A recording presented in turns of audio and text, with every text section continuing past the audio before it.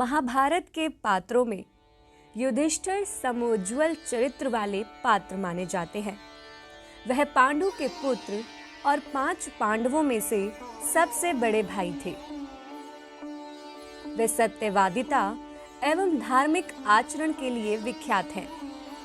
अनेकानेक धर्म संबंधी प्रश्न एवं उनके उत्तर युधिष्ठिर के मुख से महाभारत में कहलाए गए हैं। शांति पर्व में संपूर्ण समाज नीति, राजनीति तथा धर्म नीति युधिष्ठिर और भीष्म के संवाद के रूप में प्रस्तुत की गई है। युधिष्ठिर को सामान्य जन ही नहीं अपितु भगवान श्री कृष्ण भी धर्मराज कहते थे। लेकिन क्यों? आइए आज जानते हैं क्यों कहा जाता है युधिष्ठिर को धर्मराज। इस कहानी की शुरुआत होती है भगवान श्री कृष्ण से। एक दिन श्री कृष्ण के एक मित्र ने उनसे पूछा कि आप युधिष्ठिर को ही धर्मराज क्यों कहते हैं और राजकुमारों को क्यों नहीं? ये सुनकर श्री कृष्ण बोले, क्योंकि युधिष्ठिर धर्मराज कहलाने योग्य हैं, इसलिए उनको धर्मराज कहना उचित है। मित्र ने पुनः पूछा, लेकिन युधिष्ठिर धर्मराज कहलाने योग्य क्यों हैं? आखिर उनमें ऐसी क्या बात है जो अन्य पांडवों से अलग है?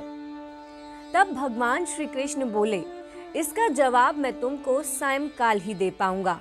उस समय पांडव और कौरव सेना के बीच महाभारत का युद्ध चल रहा था। युद्ध समाप्त होने के उपरांत युधिष्ठिर अपना वेश बदलकर कुरुक्षेत्र के मैदान में जाया करते थे। उस दिन अन्य पांडव पुत्र भी अपना वेश बदलकर युधिष्ठिर के पीछे पीछे ये जानने के लिए चल पड़े कि भैया कहाँ जाते हैं और किस लिए जाते हैं। आगे चलकर उन्होंने देखा कि युधिष्ठिर युद्ध के मैदान में सभी घायलों की सेवा सत्कार में लगे हुए हैं। तब युधिष्ठिर के सभी भाइयों ने उनसे पूछा, आप इस पुण्य कार्य के लिए अपना वेश क्यों बदलते हैं? युधिष्ठिर ने कहा, यदि मैं वेश बदलकर नहीं आता तो कौरव सेना के घायल पीड़ित सैनिक मुझे अपना कष्ट नहीं बताते और मैं उनकी सच्ची सेवा के अधिकार से वंचित रह जाता। इसीलिए मुझे वेश बदलना पड़ा। ये संपूर्ण दृश्य भगवान श्री कृष्ण ने अपने मित्र को दिखलाते हुए कहा, इसीलिए सच्चे अर्थों में युधिष्ठिर धर्मराज कहलाने योग्य है, क्योंकि उनकी सेवा सबके लिए समान रूप से है, चाहे कोई उनका विरोधी ही क्यों ना हो। इसके साथ ही महाभारत की एक और कथा भी प्रचलित है।